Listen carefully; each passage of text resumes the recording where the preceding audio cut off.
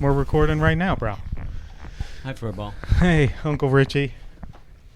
Don't you have an introduction or anything? No. Huh? No. Okay. There's no introduction. Well, you know, I had my own TV show, and I had a whole introduction. Yeah? Yeah, Workers in Berks. Workers of Berks. Yeah, Workers in Berks. Yeah. We talked about workers and issues that affect workers and their families. Is that the one that me and Troy called into? Yeah, what did you say when you called? We said something about you were doing something with the Girl Scout cookies or something? No. You were doing something with Girl Scout cookies, and Troy said, Troy said, "Use girls are doing a hell of a job." You were doing something. It was for the food drive. That's right. And then they were like, "Oh, Richie, there's a phone call coming in," and they didn't say who it was. And then Troy went, "Use girls are doing a hell of a job," and you went, "Thank you, Troy." But yeah, that was funny when we called in. Yeah, but what you forget is I'm like, asked Troy if he wanted to make it public and come out of the closet right then and there. I was talking about that the other week. I was talking to Joey, the guy that does the podcast with me, about Troy and his breakdancing. Do you remember when he would do the breakdancing stuff? Yeah, and he did it with that dude Marco Polo. That's what, dude, I was just talking about him. Yeah, I just brought it up. And he would always be doing the splits and shit. Troy would be doing the splits. Yeah, I was just talking about it. And Marco Polo is missing in action. Is he? Yeah. He was working behind. He was working at the farmers market, like in one of those meat places and stuff. Yeah. Yeah. So I used to make him. I try to get him to like cut up fillets and charge me for just ground beef. And now he's nowhere to be found. Yeah. Oh, yeah. Marco. Maybe he's doing the splits in an alley somewhere. Maybe. Could be. Yeah. But we'll say a prayer for him. Okay, so I don't get an introduction or nothing like that. Well, you're talking to somebody different. I've been talking about you on the past couple episodes. 2 of them are yet to be released. Just saying, like, hey, I'm going up to Boston soon. Uncle Richie's going to be on. Do you want an introduction? Yes. Hey, everyone. Yes. I'm here today in the Omni Seaport in Boston. South Boston. Yeah. Right. With Uncle Richie, who is a fellow letter carrier, union boy. That's right. Sober guy. Can we put that out there? Well, I guess you just did. Thanks for fucking breaking my anonymity. I can edit it if you want me to. No, bro. that's all right. No, I have no problem with that. I'm sober. Yeah. Yeah. And a dear friend and mentor, and it's good to be in the city that you grew up in. Thanks. So yeah, it's good to have you. Yeah, it's a nice little introduction. Thank you.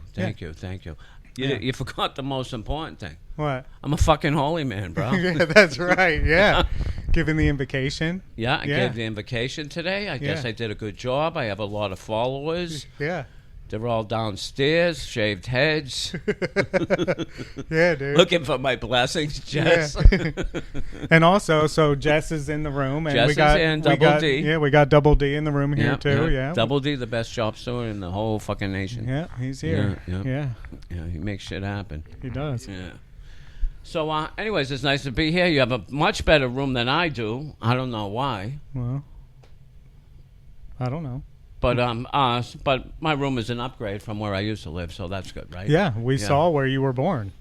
You showed us today. We did in the projects, and then you also saw where, when I wasn't sober, where I used to sleep on Castle Island in the bushes. It's beautiful out there, bro. Yeah, it is. You picked a good spot. That's right. Yeah, and that's where I will be buried, and not buried. Throw my ashes in the water there. Yeah. In Boston Harbor. Yeah. Yeah, that's where I want to go. Well. Yeah, so it's nice to be home for a ball. I got to be honest. I'm going through a lot of feelings, being home, going to Castle Island. You know what I mean? I have this thing where, I left the city 30-some years ago, and it used to be a shithole. Yeah. And then I moved to Reading, which was okay. That turned into a shithole. So I left a shithole, which turned really nice, and I went to a decent place that turned into a shithole. I don't know if there's a common denominator there or what, but that's making me feel a little funny, Yeah. Yeah, I don't know, dude. I know what I've noticed here, and it's been a while since I've been here. It's very clean. It's not as, the nightlife is good. You can walk up and down the streets at night. I wouldn't do that in Reading. Right. I wouldn't do it in Philly. I would, so it's beautiful. I'm stoked for the ball game tonight. I haven't decided. Game time decision? Yeah, game time decision. Okay. Yeah. Yeah, I think I'll probably go up there. I don't know if I'll even get a ticket. I might just go up there. And I used to scalp tickets there a long time ago when you could scalp them. They actually had paper tickets. Yeah. You know? Yeah. That was one of the jobs I had. What else went down? I was trying to explain to Joey the other day about the story, one of my favorites, and you're probably tired of telling me this specifically, but this isn't for me. This is for, Okay. the one about I'm full of stories that I will tell stories because I'm Irish. I'm from Boston, and we're storytellers, and so Yeah. I will invoke my Irish privilege. Yeah, dude. At any time. Tell stories. I like the one about the horse. I like Jesus. any of the stories with Ralphie. Yeah. I just saw my friend Ralph. God bless him. He's, Yeah. we used to run together, and he was actually I was the guy who would walk into a bar and start a fight, Yeah. and Ralph would finish it. So, I wasn't much of a fighter, more of a lover, you know what I mean? Yeah. And then be in this big fight, and I'd just go outside, sit in the car and watch it and smoke a joint or something like that, you know what I mean? Yeah, dude. But the horse story, so I had at one point, so when I was a kid, you know what I mean? My dad used to always told me, like, so we lived in the projects. And as a little kid, my dad used to always tell me, you know what I'm getting you for Christmas, kid? I'm like, what, Dad?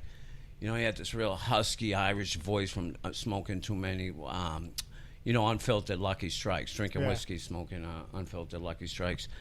So, I'd say, what, Dad? He'd say, oh, I'm going to get you a pony. You know what I mean? And every Christmas, for my birthday, I'd wait for a pony. You know what I mean? It never came. So I went to work in this, I won't name it, up on Beacon Hill in a bank. And I was, let me just count. All right, I think the statute of limitations are gone. So, and I was like dealing a white substance, and I had about an ounce of it, and I had been saying, so like in this this bank I worked on, Beacon Hill, we used to always we would have parties for everything. Pearl Harbor Day, we would make Pearl Harbors. You know what Pearl Harbors are? Mm-mm. Vodka and Midori. Do you remember Midori? I don't. No, Midori was this green liquor or Okay. something. Yeah, you know yeah, what I mean? So we would make those, and whatever day was when the Kentucky Derby, we used to drink bourbon, So it was a pretty crazy place to work. But that was back in the 80s, and I used to. I went to a school right by where I was working, and we would, my Coke dealer worked in the school, and we would get Coke and chop it up in the library and stuff, and I would sell it around town. And that was just not distribution or anything, so it's not a federal crime. Right? We're good, dude. We're good. So we used to do that, So, and I would always, my birthday was coming up, and that was a big thing in the bank. Like, what do you want for your birthday? What do you want for your birthday? So I told my boss, who was president of the bank, that I wanted a pony, because that's what my dad always says. I wanted a pony, So he goes, and I was just kidding. So I'm like, I'm young, so I can handle it. I'm drinking all day. I'm snorting a lot of Coke. I'm like, ah. And so I come in on my birthday, and I had just made a transaction. I had about an ounce of Coke stuck in my pockets, and I had these shorts on. I still had wear the same shorts, so the pockets weren't that deep. But I shoved it in there, and I was gonna go cut it up and get it. And as soon as I walk in, the security guard, I'll never forget, his name was Lee. He says, dude, they're looking for you. So some cop in here looking for you. I'm like, oh my God, I'm freaking out. You know what I mean? And then this woman grabs me, Maria LaBella, God rest her soul, pulls me into the office. Everybody goes, surprise, it's 12 o'clock in the afternoon. They threw a birthday party for me. I got an ounce of Coke in my pocket. And, they sung happy birthday to me, and they said, we got a surprise. And they took me outside, and there's a mounted police car. I don't know if you saw any, but they walk around town a lot. I haven't yet, but giant I know horse. what you mean. Yep. Yeah. I suffer PTSD when I see that shit, bro. So, so there's this cop. Are you Richie McDonough? I'm like, yeah. He's like, get up on the horse. The fucking thing is huge, right? I'm scared shitless of horses, right? And so he is boosting me up there and almost touching the Coke, and it's falling out of my pocket, and I'm scared shitless, and I'm shaking worse than Brian Thompson was shaking at the microphone today. Right? That's bad, dude. And I'm all geeked up, and I get this Coke sticking out of my pocket, right? And so he takes a horse like you would take a dog, and he's like, and it's 12 o'clock on Beacon Hill in Boston. Everybody's coming out for lunch. I'm geeked out. I got to wear shorts because I could wear whatever I want on my birthday. And they're riding me around, parading me around town like a nut. That's great, dude. Yeah, Singing yeah. happy birthday Singing and happy shit. birthday. Oh, bro, that's also like that's funny because that's also Bill Lodak's favorite story, too. Yeah. Because I walked him around Boston and told stories as I did for you and Yeah. things. So, yeah. Yeah, I love that story, dude. Oh, man. Oh, my God. Yeah, so That has me nervous. yeah, it makes me. I'm nervous now too. I don't know if it's a coffee or Yeah. or all that, you know. Yeah. But that was back in the day when you could get get away with that shit. You know, Sure. they don't play that record anymore. Yeah. No. Damn, bro. Well, that's good, dude. Yeah, and then so I'm feeling a certain way. I walk around, and I always want to. Born in D Street, moved over to the Faneuil Projects in Brighton, and I was just in Brighton the first day I got in. I told you I went to a little like garage band festival, and a friend of mine was playing. And again, that part of the city got really nice Yeah. once I left. You know Yeah. what I mean? So Yeah. Yeah, dude. Everything I've seen has been super clean. It hasn't been crazy or nothing. I mean, it seems. yeah, actually, a friend of mine who still lives in the projects picked me up the other night and gave me a ride home and took me around the projects. We actually got out at 11 o'clock at night to two sets of projects down here, Old Harbor and D Street, and walked around. And Yeah. even the projects are a lot calmer. You Yeah. know what I mean? Because when I was coming up, this place was like, there was always a water, Castle Island, Carson Beach. It was polluted, but like nobody knew about it. Then it seems like all of a sudden they figured out South Boston has a beach, It's the has hot the spot. water. It's Yeah. really nice. So like all the yuppies are Yeah. coming here. Very hipster. Yeah, very for sure. hipster. Yeah, Yeah, young we used kids. to call them yuppies. Yeah. You know what that stands for? No.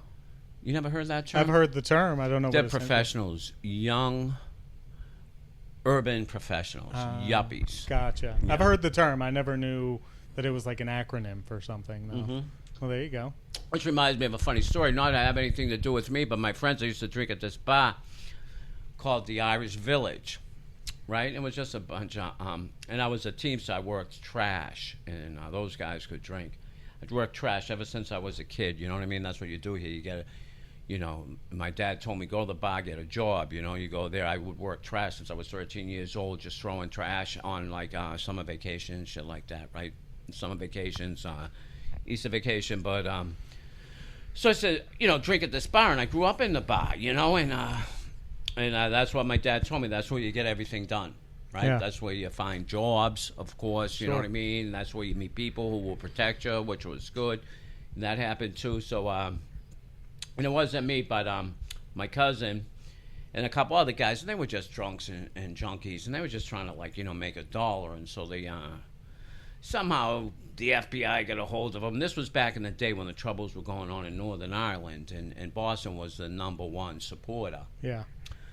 of the Irish Republican Army at that time. And actually, where you were sitting, bro, there wasn't these hotels. This is the docks right up there. When you go up there where like Legal Seafoods is, and the pier and everything, where all the no name was, that's where they used to load boats there. You know what I Yeah. mean? I heard of people who used to do that for money. Yeah.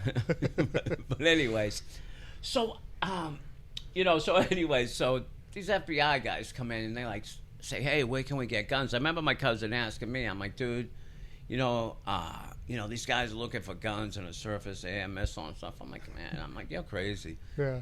I says, he goes, oh, it's for the IRA. I says, no British people fly over over Ireland, Northern Ireland anyways. What are you, nuts? So anyways, and they were just drunks trying to make a dollar. So they got arrested, and it was a big thing on the front page of the Herald, like this big gun running rig, and and it wasn't. Yeah. You know what I mean? So And this was your cousin? yeah, Damn. one of like 5 people. So Yeah. So anyways, they got arrested. It became a big thing, and then one of the I forget it could have been Mike Barnacle, who's on TV now, or Howie Carr. They used to have a column in the paper, and they came down to the bar and were like seeing what we do, what we like, talking to people, buying drinks. It was really nice, Yeah. Yeah.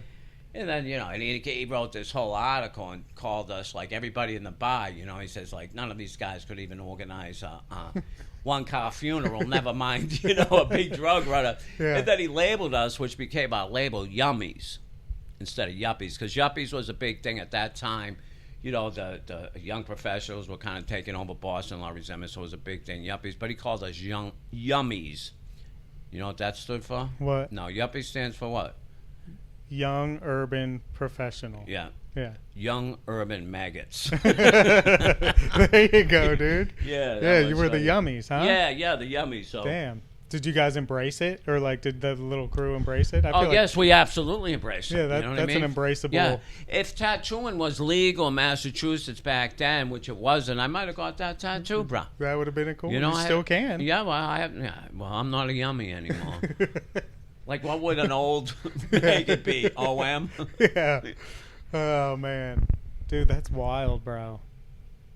Damn, dude. Yeah, but things have changed. So now I left town, got sober, and yeah, I'm a for good sure. guy. Yeah, dude, the best. Mm-hmm. Very implemental in my recovery and in my thank journey. you. Yeah, dude, for sure. And for anybody like out there, like I've had more fun. Like that sounds like a lot of fun. Believe me, I had a lot of fun when I was running the streets and stuff like that. But like there was, and we won't talk about that but most of it was pretty painful. You know what I mean? But being sober and living the clean life has been like a lot of fun too. And I've met a lot of great, crazy people. Have like crazy stories like that too. You know what I mean? Yeah. And I enjoy it immensely. For sure. Yeah. Enough so that, dude, our friendship has progressed enough so that you've crossed the Mason-Dixon. You ought to talk about some of your, maybe some of the prejudices that you had prior to and now maybe don't.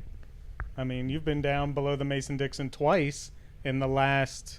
Twice? When? New Orleans.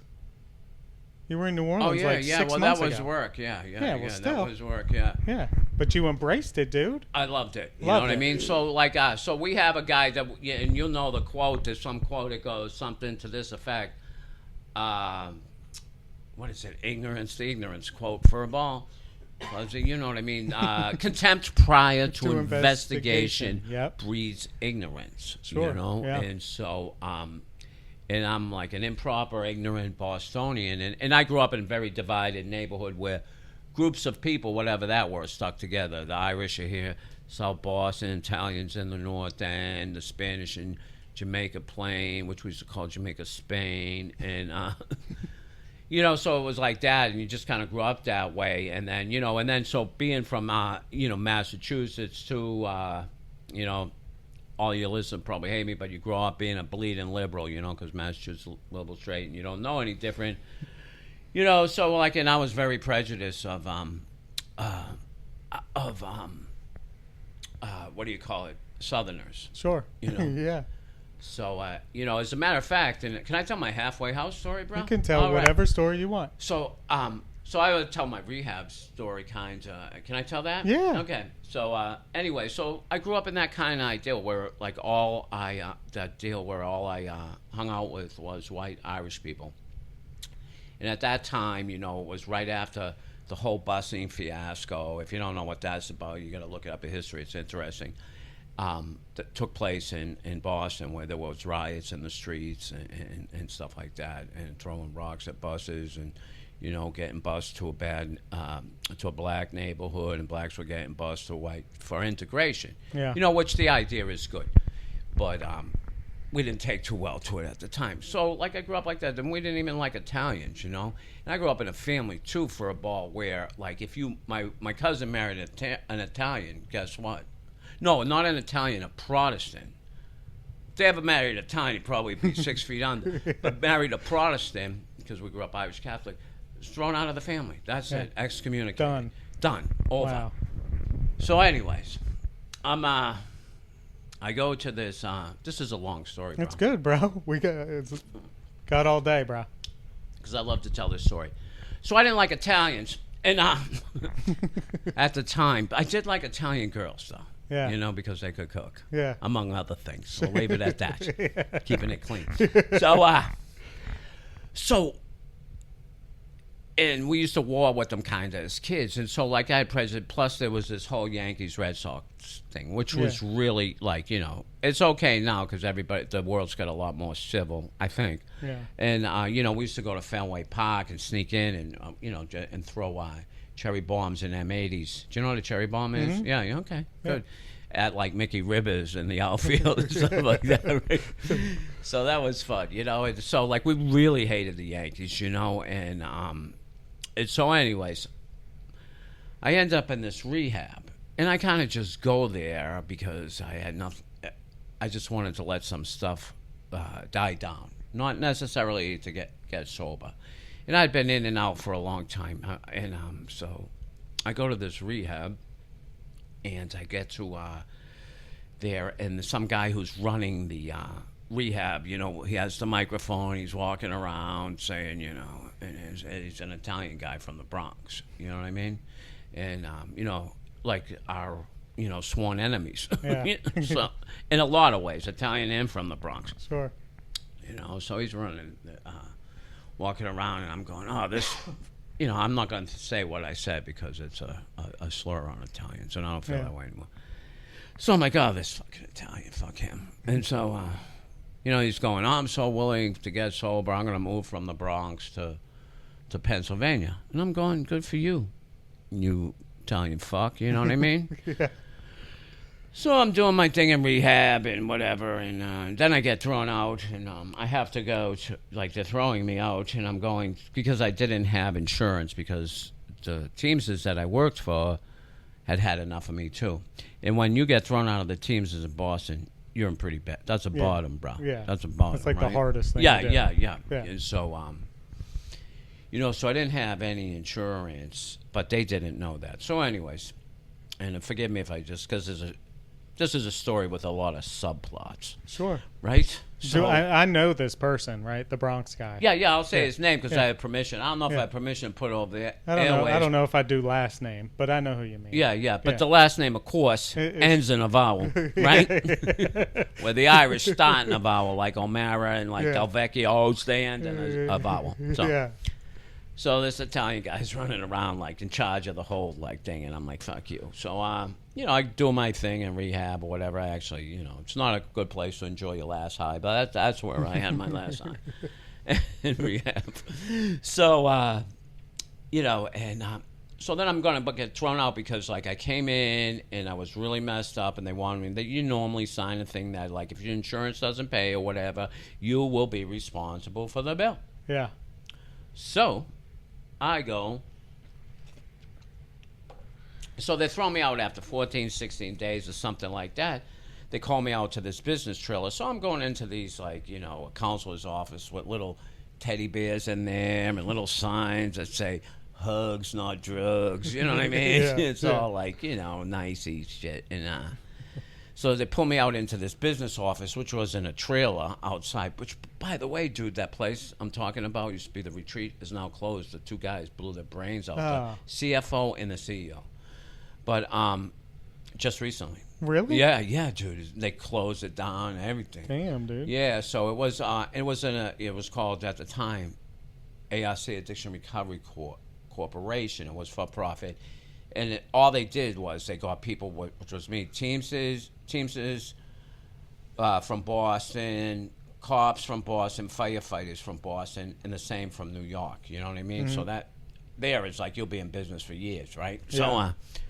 So anyways, I got called out that, and I'm like, oh my God. So I get called out, and I walk into this office. So I'm used to this nice stuff, hugs, not drugs. And I walk in this, and this broad's got her hair like pulled back so tight, her face is gonna about break, right? And she's got the glasses on, and she's got a sign over her back of it that says, happiness is a positive cash flow. And I'm thinking to myself, I might only have one brain cell, but I'm going, this bitch ain't recovering. Yeah. So, and she starts going, oh, you owe all this money and everything, and, I says, oh, do I? I says, yeah, like 15,000 something, so, I said, oh, do I? She says, yeah, and you signed a piece of paper that said that, you would pay it, And I says, well, can you produce that piece of paper? This was the beginning of my Sharp Stewart argument. There right? you go. Yeah, there you go. And she's looking at it. She's like, well, oh, hey, you know what I mean? I says, yeah, because I was fucked up when I came in. I wasn't signing shit, hon. You know? Yeah. And then she goes, blah, blah, blah, blah, blah, calculator and stuff. She goes, well, at our cost, it's only like $1,200 something. And I'm like, I might have one brain cell left, and I can't add or subtract, but I could tell that's a hefty profit margin you're making there to go from 14,000 to 1,200. Right. I says, you know, I'm going to a halfway house. Why don't we write this off? You know what I mean? So meanwhile, before that happened, jumping, you know, back and doing a flashback, like, you know, on TV, I had gone. So they sent. I had previously gone to this trailer where they were going to throw me out. So they decided to you know, see what I wanted to do for aftercare, you know, and I didn't want to come home because I knew there was trouble. I had a 22 bag a day habit, girlfriend. I had some people want to kill me, and just like a lot of shit going on, you know what I mean? Sure. And so, you know, and the judge had said, if, you know, I have another dirty urine, that would be it. So I'm like, you know, so I'm trying to get to a halfway house. So we're going through this thing with this aftercare counselor, and she's going, you could go here, there, and you could go up to Rockport, which is really, like, you could take the train from where you did to Rockport. I was going to tell you, really nice up there, and they had a halfway house, which I'd been in before and got thrown out. But so I said, you know what I mean? But I'd have to go to the homeless shelter because I couldn't get in right away. And I'm like, nah, I want to go bed to bed. So then she goes, well, why don't you go to, let me try this place in Reading, right? I mean, yeah, so I'm thinking in my head, you know, okay, Reading from Boston is like what? I don't know. Oh, you don't know. 20, 30 minutes away, right? Yeah. You know, and that I could come home, dip, dab, see my There's a girlfriend. Reading, Massachusetts. Yeah, right? Yeah. So, like, that's where my head's at because we went from Rockport to Reading, right? Yeah. And I'm like, oh, yeah, I'm in. Down the street. Right, so so I says, yeah, let's do that, you know? And she says, all right, let's see, it's a new house and all this. And so they get me to do a phone interview because this was like for homeless people and or whatever who have no place to go or a safe place to go. That's like drug-free and stuff. So I'm like, yeah, and I do this interview, right? It was actually Dean Wallace who gave me the interview, and I don't know if you know him. Mm-mm. He's dead now. But he died drinking and shit. Yeah. Right? But anyways, you know, and he has that, like, from Berks County, you know? So I'm like, this motherfucker talks funny, right? Yeah.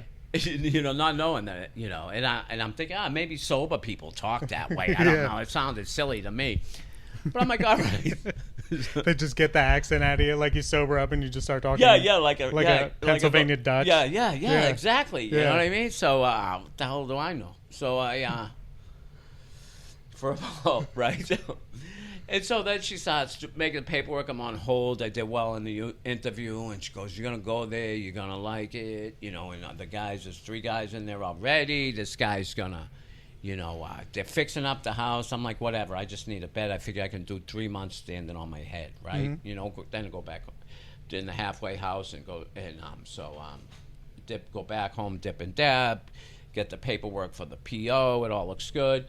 And which would be the parole officer, not post office. And I've been surrounded my whole life by PO. Yeah. So one way or the other. Right. So you know, she's talking to me while we're on hold, and she's going, well, you know, that guy, you know, his name was Michael D. He's like at the house already. And I go, that Italian dude from the Bronx? She's like, yeah. I go, no, he's someplace in fucking Pennsylvania. You know what I mean? She goes, yeah, you're going to fucking Pennsylvania. I said, what? You're going to Reading, Pennsylvania? I'm what? Time out. Get off the phone. You know what I mean? Then she starts going, how willing are you to go for your sobriety and all this? I'm like, oh, man, don't pull that shit on me, right? Yeah. So I said, oh, all right, you know. And, you know, because I just really had no other place to go. So I end up at this halfway house. And by the way, that Italian guy became my best friend still to this day, 30-something years. Crazy. 30 years later, godfather to my kid. We've been through all kinds of stuff together. Yeah. You know, sober. And but I walk into this halfway house. And do you remember Mabel, the old lesbian? No. Okay, well. That's way before my time, dude. But she comes around, bro, so I thought maybe you might have seen her, you know. So anyways, you know, she dropped me off, and she pulls up in the South 9th Street in Reading, PA, which, like, you know, is, you know, and I'm like, I'm looking around, so I'm like, you know, in this house, it's like, it's a shooting gallery right there, a crack house across the street, then some Jesus halfway house or something right beside. I'm like, man, I said, I ain't getting out of the car. Yeah. I'm like, take me to the airport, you know? You know, and so I'm like, oh my God, you know, and she's like, come on, get out of the car and everything. And I'm like, this is crazy. So I go into this halfway house, which this is what triggered the story. So I'm this white Irish punk piece of shit kid, right? You know, I'm 26 years old, and I'm totally out of my element. Never really left the neighborhood, you know? And so I go in this house, and like, again, to reiterate that, like, my family hated everybody, Italians, blacks, Spanish, and I'm like, I get in this halfway house. There's the Italian guy. There's a jive-ass brother named Ernie from North Philadelphia, right? There is an American Indian, which I had no idea. He wouldn't talk. I was just, you know, what do I know? I watch TV. Yeah. I thought he was going to fucking scalp me, right? Right? And this also leads to, it's all connected, right? Yeah. This also leads to my fear of the South. There was like this hillbilly guy who had no teeth because he ate a picnic table while very high on mescaline, right? He ate a picnic table? Yeah, he ate a picnic table. Yeah. So, bro.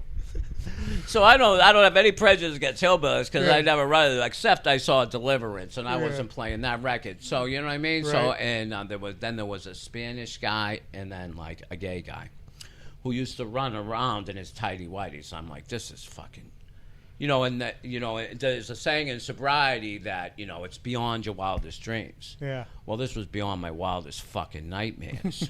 Yeah, dude. You know what I mean? Yeah. And I felt like I took the brown acid or whatever it was at Woodstock, and I ended up here, and God was punishing me, and this was like fucking hell with all these fucking people I hated. You know what I mean? Yeah. Or were ignorant of, you know? But anyways, they all turned out to be like wonderful fucking people. Mm-hmm. You know, and that was my first, you know, my first experience here in, back in Berks County where I got sober. With the contempt prior to investigation. Right, That's where it all started. and then I became fast friends with my buddy Michael, and, you know, and like first we're trying to figure out what's going on, and we met a couple girls, and I'll never forget, you know, and so we're like, what are you doing in this godforsaken town, you know? So yeah. Was it project-y then as it is now? Like where you were? Like was it hood? What, Reading? Like the spot where you were, like it was horrible. Yeah. Yeah, like South 9th Street, just bro. hood ratty. Yeah, 139 South 9th Street. Yeah, real hood ratty. Yeah. You know, all there wasn't like my neighborhood was a bunch of scumbags, but it was all just white Irish scumbags. You know, this was all a different. It was different. Like I said, there was an actual shooting gallery next door. Yeah. A crack house. Yeah. You know, and it was pretty bad. Crazy. Yeah, it was really bad. Yeah, I remember delivering around in that area and being like, sheesh. Like, just, you know, if it's that bad now, I didn't know how it was. You know how, like, cities go through the phases? Like, we were just in Southie, and you were like, dude, this used to be rough. Like, we were walking through some neighborhoods where you were like, I don't think we should walk through here. And we were like, there's nothing going on. Bro, I did not feel at home like this was my home until I saw the graffiti. Yeah. And I'm like, I could fucking breathe again. Yeah, there you it know is. what I mean? Yeah. I could breathe again. Thank dude. you. Yeah. Yeah, it's crazy. This is a beautiful city. It's crazy how things go through like those, you know, like the timeline of like things. Like things go from like shitty to nice to back to shitty to, you know, it's it's crazy. Well, I guess if you want your city to be nice, invite me to move in and then move out, and then it'll get nice, right? Yeah, right. Oh, man. But yeah, dude. What else? Well, so like, you know, going along the theme, like, you know, I could come on and just like tell you like my life story here, but I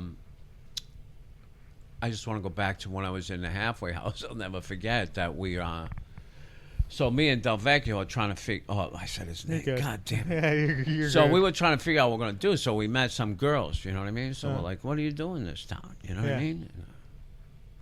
Not that we really care. We want to get with the girls, but we said, what do you do like in this town? And And they said, well, we'll take you to the Green Dragon. We'll Mm. pick you up Friday night. I'm like, oh, okay. So then me and Delvecchio were like, what are we going? Green Dragon. We thought it was a Chinese food restaurant. You know what I mean? Like, what Yeah. if we have to drink Mai Tais or something? We'll get thrown out of the halfway house. You know what I mean? Yeah. And then little, I think I'm going to go where they're going to give you them drinks with the little umbrella and shit. Yeah. So you know what the Green Dragon I is. do.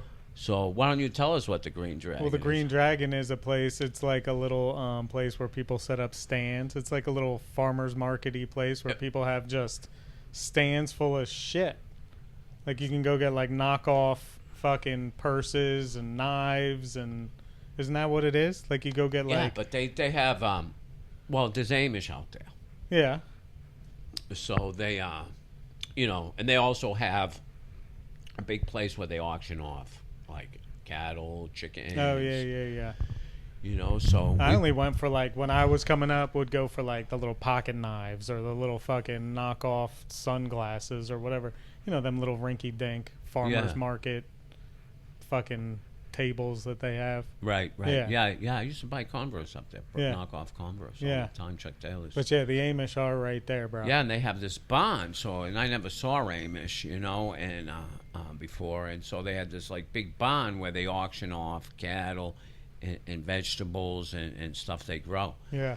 legal stuff. And we were sitting on these broken down like wooden benches. We didn't know what to do, and at that time, so we couldn't drink a drug. So what we were doing, we were drinking like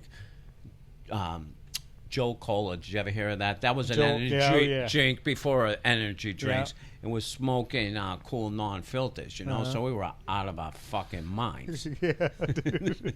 Right? Oh man. And so you got a guy from the Bronx, streets of the Bronx, and a guy from the streets of Boston. And we're sitting in this farmer's market where they're auctioning. This guy I'll never forget, his name was Jeremiah Lapp or something. He's got the Amish hat on and just a beard, no mustache, and all that shit. Yeah. You know what I mean? And he was auctioning off a bag of lima beans. A bag of fucking lima beans. Can I get the 10 to 10? And I'm like, what the fuck is this? I'm looking at this. I go, bro. To Michael, bro. I go, if the boys could see us now, Jesus, Mary, and Joseph. Yeah. So that was my first night out, With some Redding girls. With some, girls from Berks County. Yeah. Yeah. We can't talk about how it ended, but it ended well. It ended well. There you go, dude. Damn, bro. Green Dragon. Yeah, I can't imagine going from... Because I kind of grew up around there, right? Like, I grew up in the Reading area. So that was all too familiar, like Shady Maple and just shit like that, like seeing the Amish rolling. It's so weird how you got the Amish folks. I was telling Joey on another podcast that, because I had my Audi. You remember when I had the Audi? Yeah. And I, instead of taking it to somewhere in Reading where I would get charged at the ass, I would take it to these Amish guys that would just fucking work on it. So I'd just go into Lancaster and they'd work on the car. But to just drive 30 minutes down the road and see horse and buggies, and then you go 30 minutes the other way and you got fucking crackheads shitting in an alley. I know, that's crazy, That's right? wild, It's dude. very wild. Yeah. So, but yeah, I remember, I don't know, it was a strange, whenever I come back to visit, over Thanksgiving and stuff, and I'm just driving around, I'm like, how the fuck, being in Alabama for so long, delivering there where it's driving Miss Daisy to going back home, and I'm like, dude, I don't know how I fucking parked or walked the street, but you just did it, and I was prejudiced as shit too when I moved down to the South, and I live there, so it is what it is. It's not my favorite spot, but you came and you liked it. Yeah, well, I was shocked. Yeah. I was shocked. Florence, is Yeah. that where you are? Yeah. Yeah. And I had, so what I see in my mind is probably always the farthest from what's reality. Sure. And I just expected a lot of hillbillies and It's very liberal, dude. The city itself is. It was so hipster. I Yeah. could not believe it when you picked me up and we went out with Maddox and to that joint and Yeah. showed me around the little city. It was Yeah. hipster. Yeah. It was very cool. I Yeah. could not believe that I was in the South. Yeah, Yeah, the big difference obviously is the weather, right? Like the heat will fucking put you down. The tornadoes will fucking scare you out. Yeah. That's a little fucking dicey. But Yeah. you know, I think it's better. Would you say, for me, I think it's better to raise my kids down there, right, than maybe where I was. But I think they'll find trouble anywhere. You know what I mean? Like there's still meth heads and fucking crackheads and. You know, you can find that shit anywhere. Yeah. Like if they want to find it, they'll find it. Well, we talked to some meth heads, you know? Yeah. Yeah. Yeah. Remember I asked a guy, you're a meth head, how come you have some teeth? Well, my daddy, he only has 2 teeth.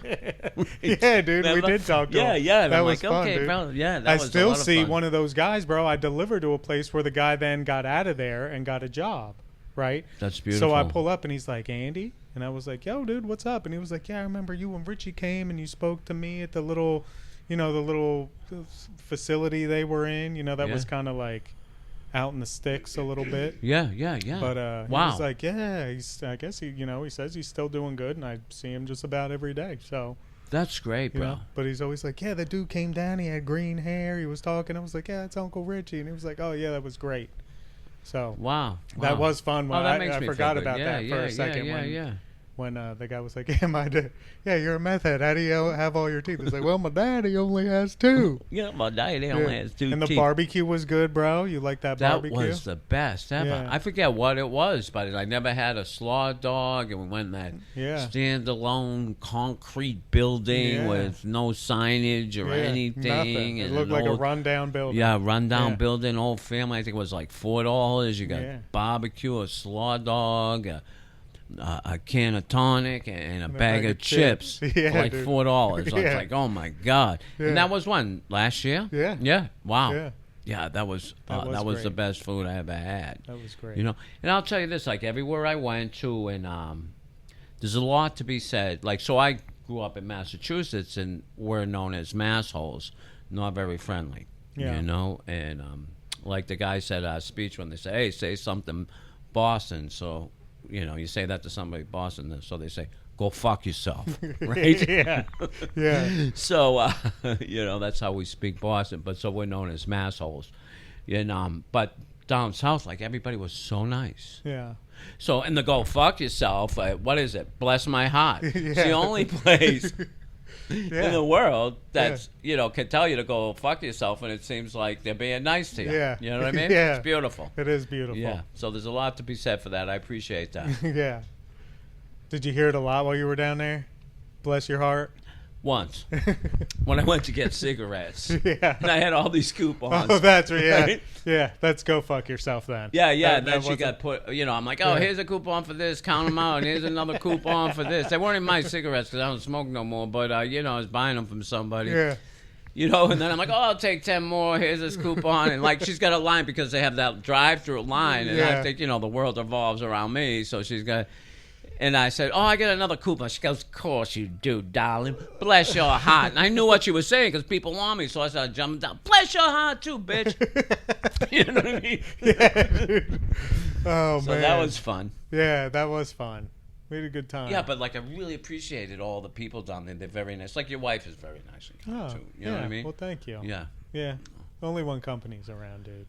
Huh? Only one company's Yeah, around. well, Yeah. I thought maybe you gave her a long-lasting roofie or something. You know what I mean? I wish, dude. Yeah. But yeah, dude, it's fun. I mean, it's fun. It's different. I don't know. I miss home. I still get homesick. I mean, we talk, you know. Right. You know, whenever I come home, it's like me and Maddox just hit the town, you know. Right. We'll meet up with you. We go to meetings. We go here. We got, you know, I rarely see my parents. So it's just, you know, it's the crew. I probably see your parents more than you do at the farmers market. do. So those things, like it's not Green Dragon, but now you know I can't wait to go to the farmers market. You know, like when it opens on Thursday, Friday, and Saturday. You know what I mean? Every time they go, I talk to my parents every day, and every time they go, they're like, "Well, we didn't see Richie there yet," and I'm like, "Okay." And then it's just funny that I get pictures of you from them at view of like the market, like. You know, standing there ordering a donut or something or coffee, and they're like, "Hey, guess who we saw?" And it's just a picture of you. And I'm like, how embarrassing for my mom to go up and be like, "Hey, Richie, let me get your picture." Like, I'm like, sure, yeah. Yeah, but yeah, they always They're always on the lookout for you, dude. You're hard to miss. That's for sure. Yeah, I am very hard to miss, but like that's okay now because now I don't have any warrants, so Yeah, for I'm, sure. I'm proud to be noticeable. Yeah. Where I used to have to hide. Right. You know what I mean? So Yeah. it's a complete role reversal here. Yeah. It is, dude. And that, like, what a blessing for our jobs to be able to enable us to, like, I see you more in other cities than I do back home. Right. And, so, Right. like, we've hung out in Detroit. We've hung out in Denver, we've right. and that Denver story is funny as shit, too. And I'm going to tell that one. Go ahead. I don't Because- even know what you're talking about. Yeah, you do. Wrong No, I lane, don't. asshole. Yeah, you do, bro. We're in fucking Denver at a fucking convention, and, Richie wants to get on the scooters and go flying around the city. Yeah, because they have little those scooters. rent them scooters. Yeah, and he's yeah. wanting to do it, and I, for the sake of looking like an asshole, I don't want to get on any of that because my luck, I'll fall or I'll be on camera somewhere doing something. I'm just a nervous wreck. Yeah. Right. And Richie's like, yeah, fuck it, I'll get on one and fucking ride around. So he's fucking riding around, and he's just whipping around the corners, and I see him, and then I don't see him, and then he comes flying around the corner, wind blowing in his hair. And he goes by me, and there's some guy. He was in I guess, the wrong lane. There's like a scooter lane or something. Yeah, there's a scooter protocol. I'm like, nobody fuck. And you're just flying by, and some guy's like, wrong lane, asshole. And they're just like, hey, and you're just flying by with your little mohawk blowing in the wind, dude. That was fun. And that was the first time I went into a dispensary just to check out. Yeah, that was obviously. great. Yeah, we wanted to yeah. just see what the hubbub was about, and, ain't missing much. No. It just seems just, it's just high-end fucking, but it was just still interesting to see. Yeah. Because they're all over the place there. But Denver was fun as shit, dude. Had a good time with you there. And Detroit, Atlantic City, of course. Yep. Spend a lot of time there. But yeah, dude, we've had. It's cool getting to hang out with you in different cities. It's great, right? We have fun. We go to meetings. We go out. Oh yeah, dude. Trish to the Dish. Yeah, met Trish the the Dish. Dish. Out at a meeting in Denver. That was my great. God. The tranny. Yep. You attract them, bro. Huh? You have that energy. Yeah, I love everybody, bro. That's cool. You know what I mean? Yeah, dude. Trish the Dish. You guys were fast friends. But, yeah, man, we've had some fun, dude. I know, and here we are in Boston. Here we are in Boston. Yep. And Yeah. this is fun. I'm super excited for the game tonight, dude. I can't wait to get to a game. I'm going to get a Red Sox hat and wear it proudly for your boys tonight. Yeah, I'm probably gonna go. Yeah, you got it. Yeah, I should go to Fenway, right? I think it'll be fun, dude.